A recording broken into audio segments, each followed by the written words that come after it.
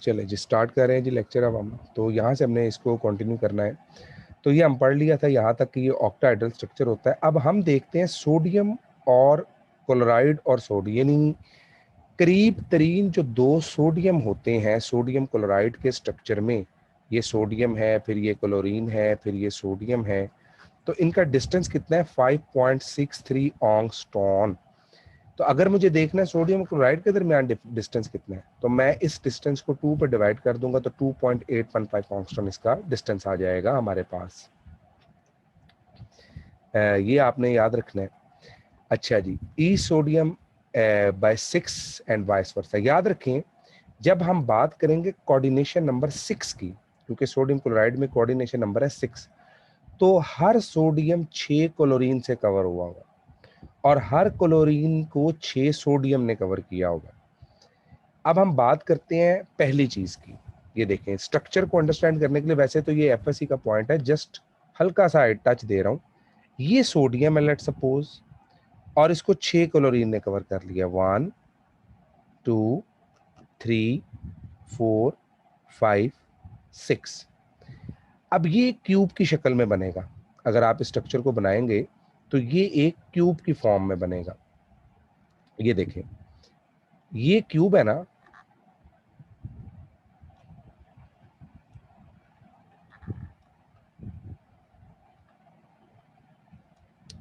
तो ये कुछ इस फॉर्म में बन गया। अब ये इसके सेंटर में सोडियम है जो 1 2 3 4 5 एंड 6 6 जगहों से कवर हुआ है। ये जितने किनारे हैं ये क्लोरीन ने बनाए हुए हैं इसके किनारे। अब ये क्लोरीन ने कैसे बनाए हुए हैं, इसकी ना एक बड़ी जबरदस्त एनिमेशन है। मैं अभी आप लोगों के साथ ना वो एनिमेशन शेयर करता हूँ जस्ट फॉर अ मिनट। तो वो एनिमेशन से ना आपको बड़ी अच्छी तरह इसका स्ट्रक्चर बिल्कुल 1-2 मिनटों के अंदर क्लियर हो जाएगा। तो उतनी देर, यानी मैं सिर्फ एनिमेशन इसलिए दिखाना चाह रहा था, मैंने यूट्यूब पे देखी थी, तो अक्सर जो स्टूडेंट्स होते हैं मैं उनको ये दिखा देता हूँ, क्योंकि नेट से आप खुद भी इसको सर्च करेंगे ना तो आपको क्लियर हो जाएगा। क्योंकि आपने एक क्लोरीन को 8 हिस्सों में काट के हर कॉर्नर पे एक क्लोरीन लगानी है। यानी याद रखें हर कॉर्नर पे एक क्लोरीन होगी और हर जो आपका सेंटर है यानी उसका फेस है उसके ऊपर आधी क्लोरीन होगी। ऑब्जेक्टिव याद रखिएगा, हर कॉर्नर पे 1/8 और हर फेस के ऊपर 1/2। 6 फेस होते हैं और 8 कॉर्नर्स होते हैं, तो 6 इंटू 1/2 और 8 इंटू 1/8। ये अभी मैं आपको बता भी देता हूँ, ये जरा नेट चल जाए। मैंने वीडियो डाउनलोड करनी थी, अनफॉर्चुनेटली मैं कर नहीं सका। अच्छा ये देख लें जरा उतनी देर ना, ये इसके 8 कॉर्नर्स है। सबसे पहले याद रखें 8 कॉर्नर्स है और हर कॉर्नर में, जी मैंने कर ली हो रही, तो हर कॉर्नर पे 1/8 ने आपने क्लोरीन को काट के 8 हिस्सों में, ये एक्चुअली हाइपोथेटिकल होता है, ये हमको उसको काट के लगा नहीं रहे हैं, लेकिन जब हम एक यूनिट सेल की बात करते हैं तो हम कहते हैं कितनी कंट्रीब्यूशन कर रहा है क्लोरीन एक कॉर्नर पे, वो 1/8 कर रहे हैं। हमारे पास 8 किनारे हैं, 8 into 1/8 that is equal to 1। अब ये देखें इस पिक्चर में हमारे पास 6 साइड्स हैं, 6 फेसेस हैं, back front left right up and down, और हर फेस पे आधा एटम लगा हुआ है। तो 8 at the corner, 8 into 1/8, 1/2 into 6, ये टोटल आपके पास कितने आ गए 4 क्लोराइड आइन। यानी एक यूनिट सेल में आपके पास जो क्लोराइड आइन होंगे वो होंगे 4। सोडियम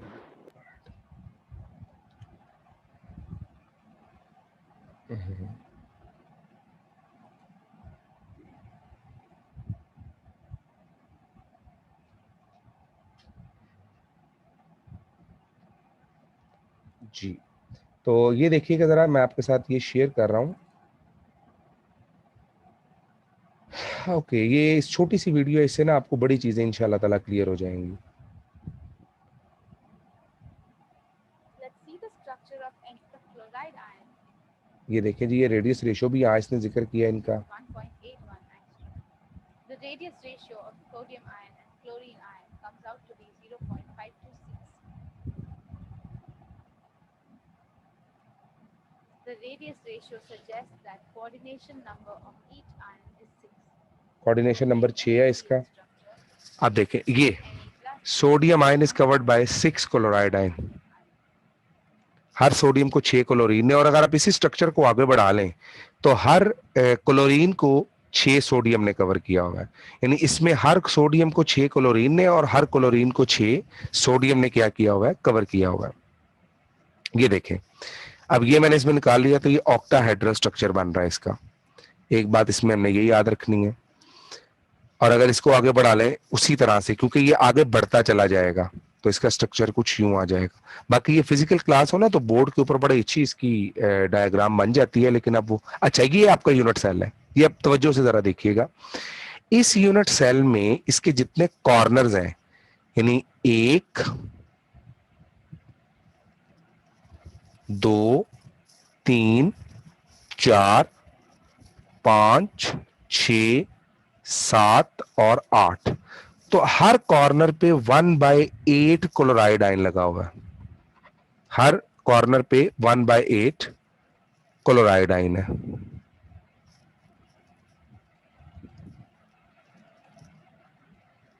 ठीक, तो अब देखिएगा ये किस तरह एटम बन रहे हैं। बड़ी तवज्जो से यहां से आपने नोटिस करना है।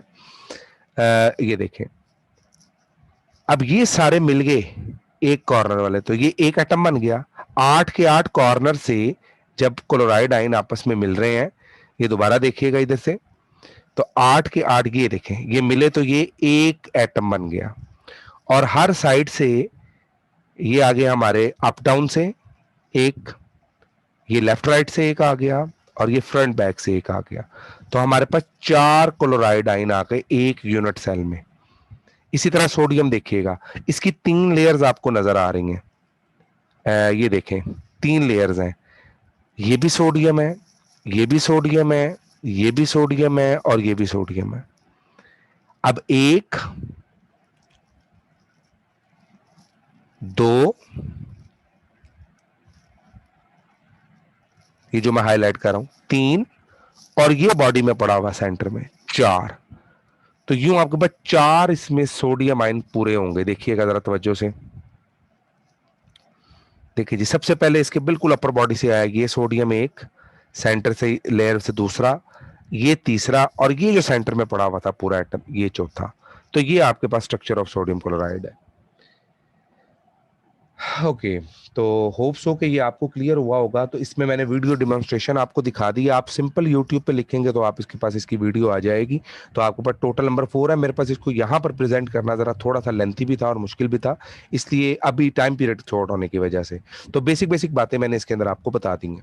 अच्छा जी, इसके बाद चलते हैं लैटिस एनर्जी के ऊपर। ये सोडियम क्लोराइड का स्ट्रक्चर तो क्लियर है ना सबको? आई थिंक सो कि जो गालबन मैट्रिक को टीच कर रहे हैं, जिन्होंने इंटर को टीच नहीं किया, उनके लिए थोड़ा सा इशू होता है स्ट्रक्चर को अंडरस्टैंड करना।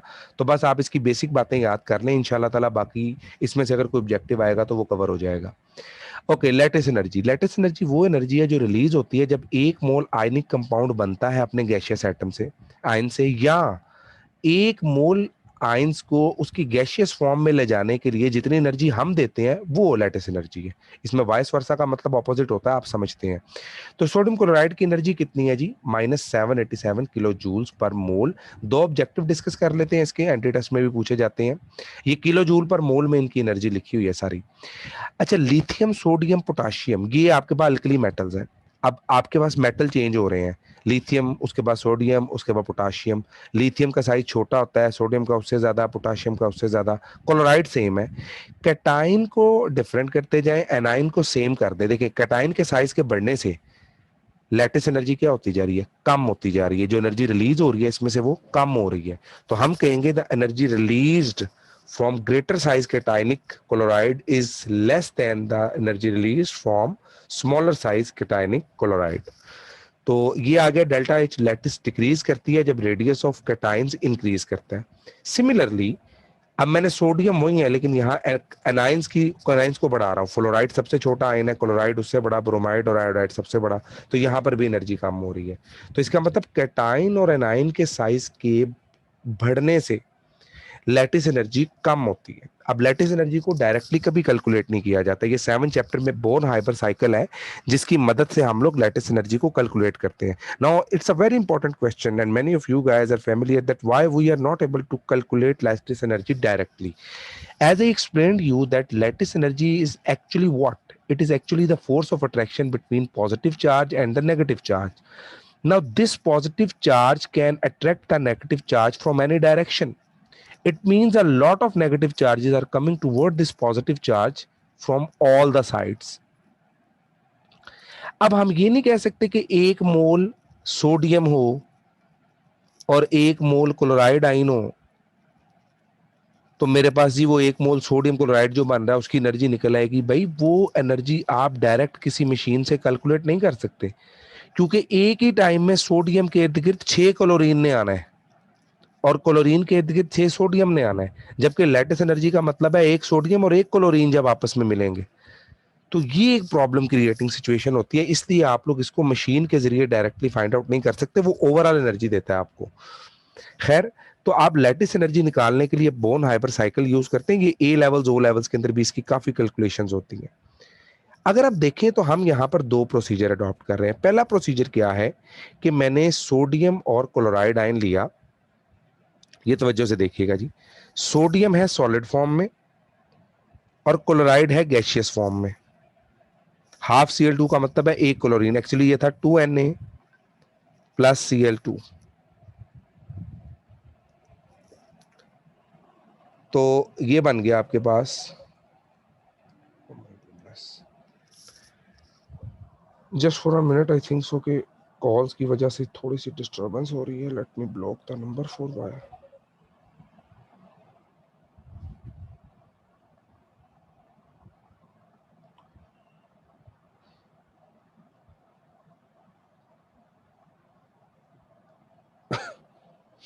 ओके, तो अब देखिएगा कि सोडियम और क्लोरीन आपस में डायरेक्टली मिले और ये बन गए सोडियम क्लोराइड। अब सॉलिड सोडियम है और गैसियस क्लोरीन है, यहां पर आयंस नहीं मिल रहे, सॉलिड और गैस फॉर्म में मिल रहे हैं और ऐसा रिएक्शन मुमकिन है। तो ये बन गया सोडियम क्लोराइड। यहां जो डेल्टा एच फॉर्मेशन है वो आ गई -411। ये एनर्जी एंथैल्पी ऑफ फॉर्मेशन है। एक तो तरीका ये है आपके पास टोटल एनर्जी, ये मस्ट भी इक्वल होनी चाहिए सम ऑफ ऑल द एनर्जी, जो हैसेस लॉ हमें बताता है। अगर सोडियम सॉलिड है और मैं इसको गैस में कन्वर्ट करूं तो मुझे ऑटोमाइज करना पड़ेगा सोडियम को, जिसके लिए एनर्जी रिक्वायर्ड होगी 107। फिर सोडियम की ऑक्सीडेशन करवाऊंगा जिसमें इलेक्ट्रॉन निकल जाएगा और इसके लिए आयोनाइजेशन एनर्जी रिक्वायर्ड होगी 496 किलो जूल्स पर मोल। तो ये मेरे पास बन जाएगा सोडियम आयन। इसी तरह क्लोराइड आयन को ऑटोमाइज करवाया मैंने 122, ये आपकी बुक में 121 लिखी हुई है, इसको 122 याद रखिएगा। और क्लोराइड न्यूटनी, एक क्लोराइड का मॉलिक्यूल टूट के एक क्लोराइड के एटम में कन्वर्ट हो गया। फिर इस क्लोराइड एटम की रिडक्शन करवाई, इलेक्ट्रॉन ऐड करवाया और इलेक्ट्रॉन एफिनिटी जो होती है वो माइनस होती है, एक्सोथर्मिक होती है। First electron affinity is always exothermic, second electron affinity जो होती है वो एंडोथर्मिक होती है। खैर, तो यहां पर जो सोडियम और क्लोराइड आयन बन गए, ये फिर आपस में मिले आयनिक फॉर्म में और इन्होंने बनाई जी लैटिस एनर्जी। तो अगर हमने इसकी टोटल एनर्जी को कैलकुलेट करना है तो तरीका बड़ा आसान है। हमने वो तमाम एनर्जीज देखनी है। ये देखें, फॉर्मेशन की एनर्जी कितनी है 411, must be equal to atomisation of sodium, ionisation of sodium, atomisation of chlorine, electron affinity of chlorine and this. तो यहां से आपने ये एनर्जी निकाल ली 787 kilo joules per mole. So this is the way to calculate the energy of lattice energy of sodium chloride. Similarly, अगर cesium chloride की बात होती है तो ये body centered structure होगा। याद रखें, कोई structure कब body centered होगा, जब उसका coordination number 8 होगा। उसको 8 जगहों से कवर किया हुआ, 8 ही तो हमारे पास कॉर्नर होते हैं सारे। तो अगर इसका मतलब उसको 8 कॉर्नर से कवर किया गया है तो वो बॉडी सेंटर्ड स्ट्रक्चर होता है, यानी बॉडी के बिल्कुल सेंटर में एक एटम होता है और बाकी इर्द गिर्द जो बॉडी के किनारों के ऊपर कॉर्नर्स पे एटम है वो उसके साथ अटैच होते हैं। तो कोऑर्डिनेशन नंबर 8 होता है जिंक ब्लेंड की बात अभी एमसीक्यूज के हवाले से भी हो रही थी, तो ये फेस सेंटर्ड क्यूबिक स्ट्रक्चर होता है, इसका कोऑर्डिनेशन नंबर 4 है। तो ये आपके सामने है। कैल्शियम फ्लोराइड जो है ये सिंपल क्यूबिक होता है, ना ये बॉडी सेंटर्ड है ना ये फेस सेंटर्ड है, इसका वो स्ट्रक्चर नहीं है। तो ये हमारे पास आ गए जी, इसके 3 मैंने ऑब्जेक्टिव साथ लिख दिए हैं। इसमें जी हीट कैपेसिटीज ऑफ सॉलिड क्या चीज है? देखिए मेटल्स की एक हीट कैपेसिटी होती है और ये वैल्यू कैलकुलेट की गई है ऑलमोस्ट तकरीबन मेटल्स की ये 26 जूल्स पर केल्विन पर मोल होती है ये एनर्जी, और इसके लिए आप CV को मेजर करते हैं। E is equal to 3RT equation है। E अगर ये T इधर आकर डिवाइड हो जाएगा तो ये आ जाएगा E/T is equal to 3R, और change in E with respect to time at constant pressure volume is called CV। तो आपको पता है सॉलिड्स का वॉल्यूम नहीं बढ़ता। अच्छा सॉलिड में हम CP मेजर नहीं कर सकते, हम वॉल्यूम इसमें ना CV मेजर करते हैं, क्योंकि वॉल्यूम ऑफ सॉलिड तकरीबन फिक्स होता है, क्योंकि इसमें तो होती वाइब्रेशनल मोशन है ना सॉलिड्स के अंदर। तो हम इसके अंदर भी क्या करते हैं, हम इसमें सिर्फ CV वैल्यू को फाइंड करते हैं। तो इसकी वैल्यू याद रखें 3R होती है, मैंने डेरिवेशन साथ कर दिया, सिंपल आप ये याद रख लें। CV is equal to 3R जो इक्वेशन से निकली हुई है, और इसको जब कैलकुलेट करेंगे तो आंसर कितना आएगा 25 जूल्स पर केल्विन पर मोल। ये आपके पास यूनिट 8.3143 यूज हो रहा है, आर यूनिट ऑफ आर का 0.0821 नहीं हम यूज कर रहे। अच्छा जब CV 0 हो जाएगी, सॉरी टेम्परेचर 0 केल्विन होगा तो CV की वैल्यू 0 होगी, ये भी ऑब्जेक्टिव है। और याद रखें heat capacity of solids at constant volume will increase with the increase of temperature. अच्छा जी, अब इसके ऊपर इफेक्ट देख लेते हैं। Effect of temperature and pressure on crystal. Definitely effect of temperature and pressure होता है, प्रेशर के बढ़ने से कोऑर्डिनेशन नंबर बढ़ता है और टेम्परेचर के बढ़ने से कोऑर्डिनेशन नंबर कम होता है। देखें sodium chloride body centred cubic structure हो जाता है जब आप हाई प्रेशर देते हैं। आपने भी पढ़ा ये फेस सेंटर्ड है, फेस सेंटर्ड में इसका कोऑर्डिनेशन नंबर होता है 6, लेकिन अगर हाई प्रेशर में आप सोडियम क्लोराइड बनाए ना तो ये बॉडी सेंटर्ड क्यूबिक में कन्वर्ट हो जाएगा जिसका कोऑर्डिनेशन नंबर होगा 8। और इसी तरह सीजियम क्लोराइड को जब हीट किया जाता है 760 केल्विन पे तो इसका स्ट्रक्चर सोडियम क्लोराइड की तरह का हो जाता है। अब सीजियम क्लोराइड का कोऑर्डिनेशन नंबर यहां पढ़ा है आपने अभी, सीजियम फ्लोराइड का कोऑर्डिनेशन नंबर 8 था, जो कि किस में कन्वर्ट हो गया, कोऑर्डिनेशन नंबर 6 में कन्वर्ट हो गया। तो ये याद रखेंगे आप लोग, टेम्परेचर के बढ़ाने से कोऑर्डिनेशन नंबर कम होता है, प्रेशर के बढ़ाने से कोऑर्डिनेशन नंबर बढ़ता है। मेन ऑब्जेक्टिव ये है। अच्छा इसको फाइंड करने के लिए हम यूज करते हैं XRD, X ray diffraction method होता है। इसकी मैं सारी डिटेल्स या लेंथी डिटेल्स में तो नहीं जाऊंगा, क्योंकि एक दोस्त ने हमसे पूछा था अभी कि इसकी जरा डिटेल बता दें। इसमें ये होता है, याद रखें कि आपके पास ना ये क्रिस्टल की लेयर है, सिंपल वर्ड्स में एक्सप्लेन कर रहा हूं, एक ये लेयर है और एक ये लेयर है। इस लेयर के ऊपर जब लाइट फॉल करेगी तो वो किसी एंगल से डायफ्रैक्ट कर जाएगी, और इस लेयर के ऊपर जब कोई लाइट फॉल करेगी तो वो भी किसी एंगल से डायफ्रैक्ट करेगी। अब आप इस डायफ्रैक्शन पैटर्न को यूज करते हुए आप निकालते हैं द वैल्यू ऑफ थीटा, और जब वैल्यू ऑफ थीटा निकल आती है तो आप इस इक्वेशन में पुट करके यहां से डी निकाल सकते हैं। हमारा टारगेट है ये डी निकालना, और ये डी क्या है, ये है इंटरप्लेनर डिस्टेंस।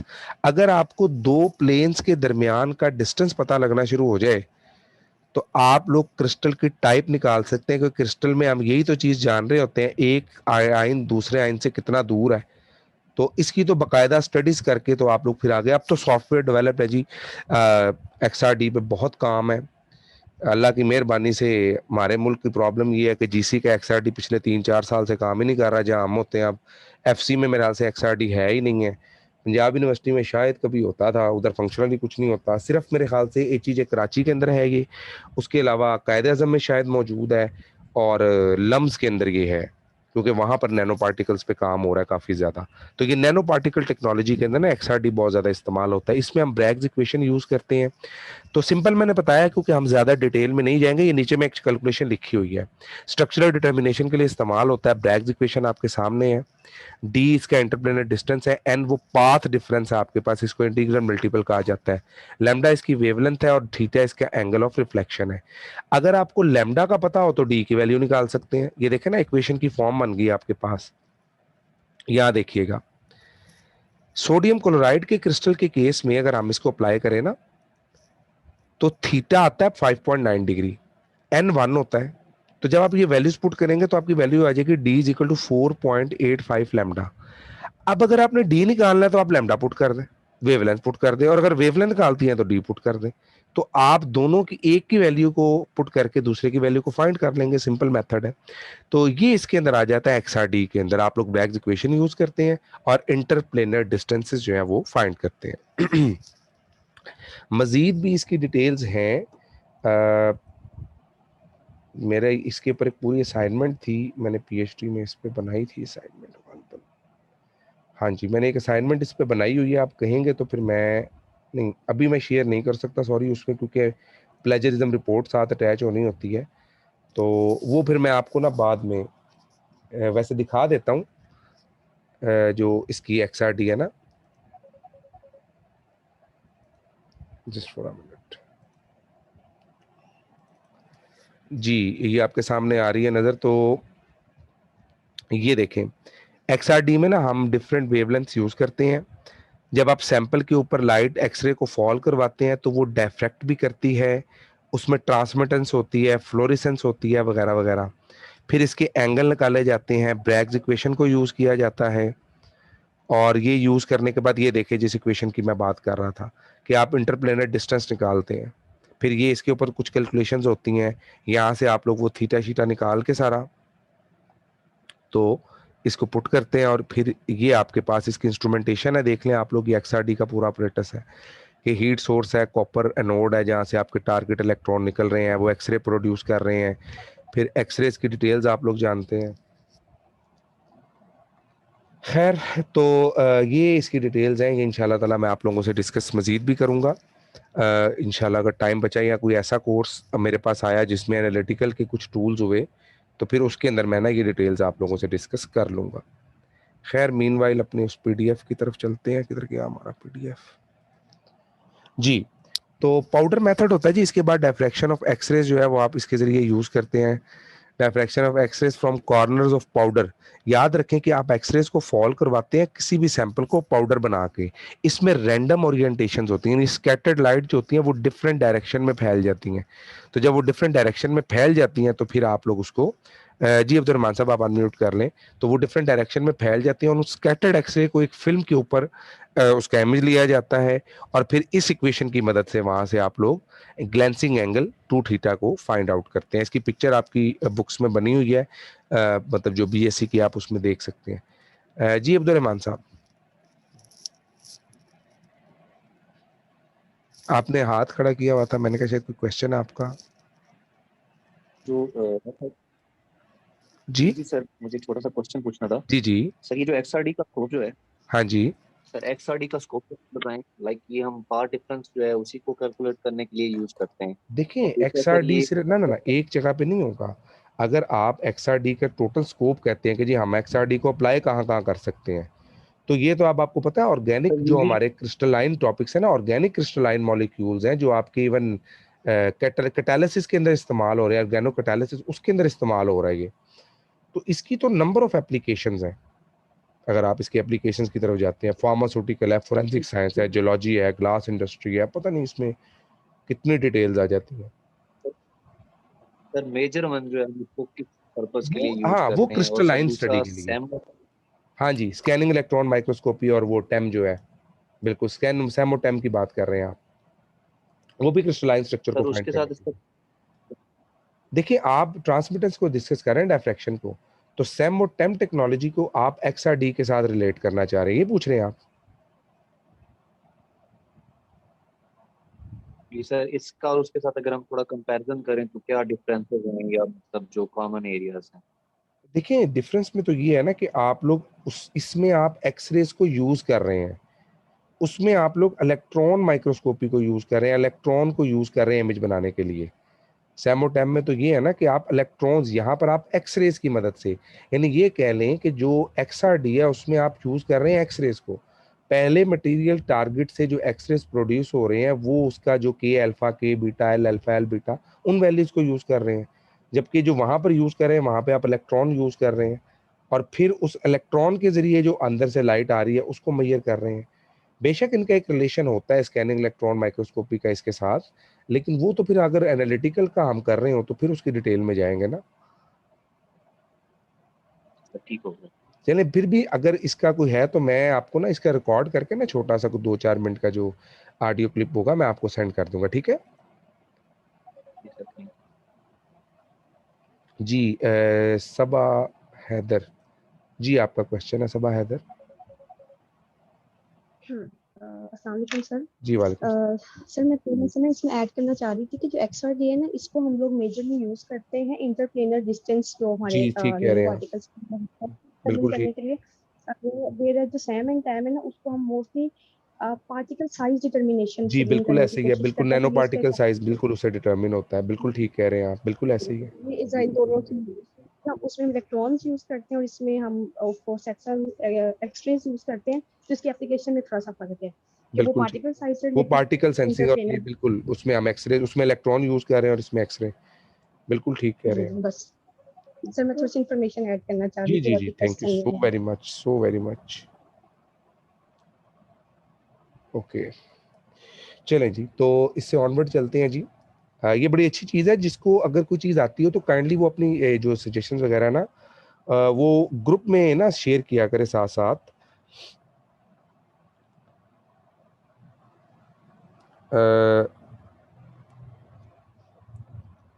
फिर ना उसको हम इंशाल्लाह ताला ना डिस्कस भी कर लेंगे। चलें, ये जिसको थोड़ा सा इन्फॉर्मेशन इसके बारे में है ना तो वो काइंडली शेयर भी किया करे, आपस में भी आप लोग कर लिया करें। खैर एनीवेज, इसके बाद आता है जी लोइस मेथड, जो है कि क्रिस्टल्स है जिसको प्लेस किया जाता है एक्सरेज के पाथ में, एक्सरेज का इंप्रेशन नोट किया जाता है जो उसमें आता है, और स्कैटर्ड बीम को अरेंज किया जाता है। आजकल तो सॉफ्टवेयर अवेलेबल हैं जो इसके लिए इस्तेमाल हो रहे हैं। इसके बाद जी हम चले जाते हैं कोवेलेंट रेडियस में, और कोवेलेंट जो हमारा क्रिस्टल है वो कैसे बिहेव करता है। अच्छा जी, कोवेलेंट क्रिस्टल को अगर हम थोड़ा सा स्टडी करें तो कोवेलेंट क्रिस्टलाइन डायरेक्शनल नेचर के मालिक होते हैं। अब यहाँ पॉइंट ये है कि हम उसको डायरेक्शनल नेचर कैसे कह रहे हैं जी। Directional nature of that crystal जो है, जस्ट फॉर एक मिनट बस, चले, शी वाज आल्सो सेइंग कि वो लिंक चाहिए। अच्छा जी, डायरेक्शनल नेचर। अब डायरेक्शनल नेचर की अगर हम लोग बात करते हैं कभी किसी क्रिस्टल की, तो सबसे पहला पॉइंट ये है कि आपके पास ऑर्बिट्स होते हैं। जैसे मैं बात करता हूँ एक्स एक्सिस, वाई एक्सिस और जेड एक्सिस, पी ऑर्बिटल की बात कर रहा हूँ। अब जब तक कमिंग जो बॉन्ड बनाने के लिए इलेक्ट्रॉन आ रहा है, अगर वो प्रॉपर डायरेक्शन में नहीं आएगा तो वो बॉन्ड नहीं बन सकता। जैसे फर्ज करें कि मैंने कार्बन को हिब्रिडाइज करवा दिया है, sp3 हिब्रिडाइजेशन कर रहा है कार्बन, तो आप लोग जानते हैं कि उसके यूं बनेंगे। तो यहाँ पे आपके पास कोई हाइड्रोजन है जो अटैच होना चाह रहा है, तो उसको एक डायरेक्शन को फॉलो करना पड़ेगा। अब अगर वो इस डायरेक्शन से आ रहा हो तो बॉन्ड कभी नहीं बनेगा, इस डायरेक्शन से आ रहा हो तो बॉन्ड कभी नहीं बनेगा। तो covalent solids directional in nature होते हैं। इसमें सबसे पहला पॉइंट तो ये आप लोगों ने याद रखना है। दूसरा, ये हार्ड होते हैं। हार्ड इस तरह से कि ये जाइंट स्ट्रक्चर बनाते हैं, बल्कि बहुत बड़ा स्ट्रक्चर होता है। हार्ड है, high melting and boiling point है, इनकी वॉलेटिलिटी लो है, बैड कंडक्टर्स होते हैं, डिसॉल्व करते हैं नॉन पोलर सॉल्वेंट्स में और स्लो रिएक्शन करते हैं। आप डायमंड में देख सकते हैं कि 4 कार्बन एटम होते हैं, sp3 हिब्रिडाइजेशन होती है इनके दरमियान में, टेट्राहेड्रल है, एक मैक्रोमोलिक्यूल है, वगैरह वगैरह। तो ये इसके अंदर एक छोटा सा पॉइंट है, आप इसको स्टडी करेंगे इंशाल्लाह ताला क्लियर हो जाएगा। याद रखिएगा, जो मोलेकुलर सॉलिड्स हैं वो इंटरमोलेकुलर फोर्सेस पे डिपेंड करते हैं ज़्यादातर। जैसे सॉलिडिफाइड नोबल गैसेज हैं वो मोलेकुलर सॉलिड्स हैं, नॉन पोलर कंपाउंड्स हैं, वीकर देन क्रिस्टलाइन सॉलिड्स हैं। इसकी जो प्रॉपर्टी में है। फिर ये है कि ice, sugar, iodine, sulphur, phosphorus, solid, carbon dioxide, ये तमाम की तमाम मोलेकुलर सॉलिड में चली जाती हैं। इनके मेल्टिंग और बॉइलिंग पॉइंट कंपेयर टू, ठीक है, अगर इनमें मॉलिक्यूल पोलर होगा तो उसके मेल्टिंग और बॉइलिंग पॉइंट हाई होंगे as compare to not polar. फिर ये सॉफ्ट है, इजीली कंप्रेसिबल होते हैं, वोलेटाइल इन नेचर है, लो डेंसिटी है, ट्रांसपेरेंट टू लाइट है, और इनकी सॉल्युबिलिटी लाइक डिसॉल्व लाइट के प्रिंसिपल पे फॉलो करती है। आयोडीन का फेस सेंटर्ड क्यूबिक स्ट्रक्चर है। अब यहाँ पर एक ऑब्जेक्टिव है, हम पढ़ते हैं कि सॉलिड में मॉलिक्यूल एक दूसरे के ज्यादा करीब होते हैं एज कंपेयर टू गैसेस, लेकिन यहाँ देखा जाए तो गैस के मॉलिक्यूल जो है वो एक दूसरे के ज्यादा करीब है एज कंपेयर टू सॉलिड। ये इंटर का क्वेश्चन भी पूछा जाता है, इवन एक दफा ये लॉन्ग क्वेश्चन आया था और ये शॉर्ट में भी पूछते हैं। तो इसकी बात ये देखें, जब आयोडीन फ्रीली मूव कर रहा है ना, जब वो गैशियस फॉर्म में है, तो ये किसी स्ट्रक्चर का मुख्ताज नहीं है। तो इस दौरान जो आयोडीन है वो रैंडमली मूव कर रहा है। यानी मैं कह सकता हूँ कि एक ये हमारा मॉलिक्यूल है, दूसरा ये हमारा मॉलिक्यूल है उसके करीब से गुजर रहा है, तीसरा कोई ये हमारा मॉलिक्यूल है। तो हम उस टाइम पे जब उसका डिस्टेंस मेजर कर रहे होते हैं तो वो उसकी रैंडम मोशन और overall without any systematic approach के यूज कर रहे होते हैं उसको। लेकिन जब हम बात करते हैं सॉलिड आयोडीन की, तो जब ये आयोडीन एक खास स्ट्रक्चर के अंदर जाना शुरू हो जाएगा, ये अब फ्रीली मूव नहीं कर सकता। तो जब ये फ्रीली मूव ही नहीं कर सकता तो तब इसका जो डिस्टेंस हो जाता है वो फिक्स हो जाता है, और इसका जो फिक्स स्ट्रक्चर है उसका डिस्टेंस ज्यादा होता है as compare to freely moving structure. Values हमें याद रखनी है, शायद वो ही हमसे पूछ सकता है। पुअर कंडक्टर है हीट का। लास्ट में जी हमारा आज का जो टॉपिक है उसमें मेटेलिक सॉलिड्स आ जाते हैं। मेटेलिक बॉन्ड आप जानते हैं मौजूद होता है, पॉजिटिव सेंटर्स होते हैं, इलेक्ट्रॉन्स उसके इर्द गिर्द मूव करते हैं। एल पॉलिंग के मुताबिक ये डीलोकलाइज वैलेंस बॉन्ड होते हैं, और मोलेकुलर ऑर्बिटल थ्योरी कहती है कि जो कंप्लीटली फिल्ड और इलेक्ट्रॉन्स हैं किसी ऑर्बिट में वो लोकलाइज्ड हैं, लेकिन जो पार्शियली फिल्ड होते हैं वो डीलोकलाइज्ड होते हैं। इसके लिए जफर आमिर साहब हमारे टीचर थे, वो एग्जाम्पल दिया करते थे कि आपकी जिस तरह गाँव में जाते हैं ना तो छतें ऊपर से तकरीबन एक जितने साइज की होती हैं, तो एक बच्चा जो एक छत पे है वो गुड्डी लूटने के लिए या इधर उधर जाने के लिए वो बाकी छतों तक आराम से ट्रेवल कर सकता है। यानी एक घर की छत से डिफरेंट छतों पे वो इजीली मूव कर सकता है। यही थ्योरी है बैंड ऑफ एनर्जी थ्योरी की, कि आपके पास बैंड थ्योरी ये कहती है कि जो आपके पास ये बैंड बने हुए हैं इनके दरमियान एनर्जी डिफरेंस बहुत कम है, और इलेक्ट्रॉन जो है वो इन बैंड्स में फ्रीली मूव कर सकते हैं, जिसकी वजह से वो फ्री मूवमेंट को कंडक्टर्स कहा जा रहा है। खैर, इसके बाद इसकी प्रॉपर्टीज हैं, गुड कंडक्टर्स हैं, डिक्रीज करते हैं इसकी कंडक्टेंस विद टेम्परेचर, हमने इसको जिक्र किया था पहले भी। मेटालिक लस्टर होता है इनके दरमियान में, यानी इलेक्ट्रॉन जो अगर आप काटेंगे ना किसी मेटल को, ये सोडियम मेटल टेस्ट जब करवाते हैं तो हम लेजाइन सोल्यूशन टेस्ट, उसमें जब मेटल को काटा जाता है तो बड़ा चमकदार सा निकलता है। आप कोई लोहे का पीस काटेंगे उसको आरी से तो वो बड़ा मेटालिक लस्टर होगा, क्योंकि उसके ऊपर जो इलेक्ट्रॉन है वो काफी शाइनी है। इसके अलावा ये मेलाबल एंड डक्टाइल है, यानी आप इसकी शीट्स बना सकते हैं और तारों में कन्वर्ट कर सकते हैं। जी, स्ट्रक्चर ऑफ मेटल्स में देखें कि ये वॉइड्स होते हैं आपके पास। अगर मैं बात करूं, यूं आपके पास पड़े हुए हैं ना, ये जैसे ये बॉल्स नुमा हैं, तो जब ये यूं अरेंज होंगे तो इनके दरमियान वॉइड ज्यादा है, ये देखें। लेकिन जब ये लेयर आगे की तरफ सरक जाएगी, थोड़ी इस शेप में चले जाएंगे, तो इनके दरमियान वॉइड्स कम हो जाते हैं। एक ये बात आपने याद रखनी है। दूसरा, आपके पास दो किस्म के स्ट्रक्चर हैं, एक है क्यूबिक और एक है हेक्सागोनल। इसके मेटल के सिर्फ दो स्ट्रक्चर होते हैं, एक क्यूबिक होता है और एक हेक्सागोनल होता है। मैं वन बाय वन जरा एक्सप्लेन कर देता हूं। क्यूबिक स्ट्रक्चर को कहा जाता है ABC पैटर्न। तो पहले क्यूबिक को एक्सप्लेन कर लेते हैं जी। क्यूबिक स्ट्रक्चर, अगर हम बात करें क्यूबिक स्ट्रक्चर की, तो इसका पैटर्न है ABC, या दूसरे लफ्जों में इसको 1 2 3 1 2 3 ऐसे भी कहा जाता है। बंद हो जाए, चार्जिंग पे लगा के इसको। अच्छा जी, अब जरा ये तवज्जो से आपने देखना है ये ABC स्ट्रक्चर कैसे है। ये देखें, ये है A, आपने बुक में भी ऐसी शेप देखी होगी। ये है B,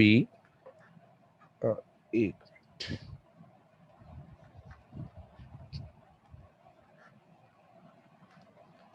तो ये आ गया हमारे पास। मैं इसे कहता हूं A B और C। इसी तरह आ गया A, B एंड C। इसी तरह इसके ऊपर यानी A, B, C, A, B and C। अब ये हमारा एक बन गया। इसके ऊपर भी हम ऑपोजिट डायरेक्शन में ऐसे ही बना लेंगे। ये देखिएगा A, B, C, इस तरफ A होगा नीचे की तरफ और इस तरफ C होगा। अब ये आपके पास एक क्यूबिक स्ट्रक्चर है। गौर कीजिएगा, अब तो सब माशाल्लाह टीचर लोग हैं तो ये आपको बड़ी जल्दी क्लियर हो जाएगा। अब ये क्यूबिक कैसे है, ये हमें इंटर लेवल पे ना बड़ी ट्रबल आती है इसकी कि ये क्यूब कैसे बना हुआ है एबीसी स्ट्रक्चर। ये देखें A, B, oh my God, एक मिनट जरा मैं ये लाइन दोबारा बना लूं। ये देखिएगा A, B और C, A, B and C, A, B, C, A, B and C। तो अब आप इसको अटैच कर दें तो ये आपके पास क्यूबिक अरेंजमेंट आ जाती है। तो ये आपके पास क्यूबिक स्ट्रक्चर होता है मेटल्स का। एक आपके पास आ गया क्यूबिक। दूसरा जो स्ट्रक्चर है दैट इज हेक्सागोनल।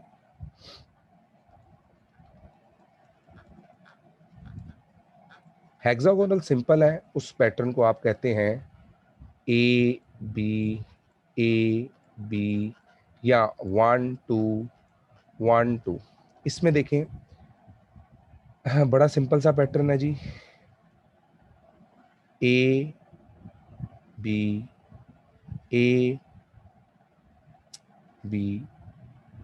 ए और बी, ए बी।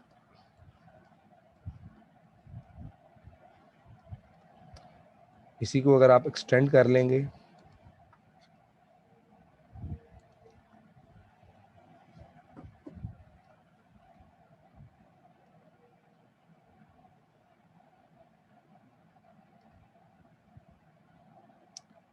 फाइव 6, तो ये 1 3 ए बी इस तरह बना के तो जितना मैक्सिमम पॉसिबल था ये आपका हेक्सागोनल स्ट्रक्चर बन जाएगा।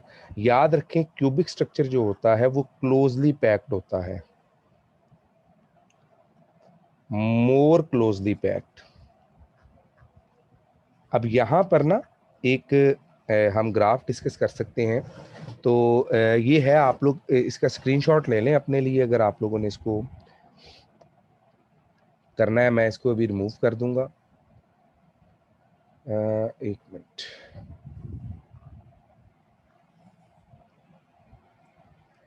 इसमें ना एक ग्राफ पूछा जाता है और ये ग्राफ काफी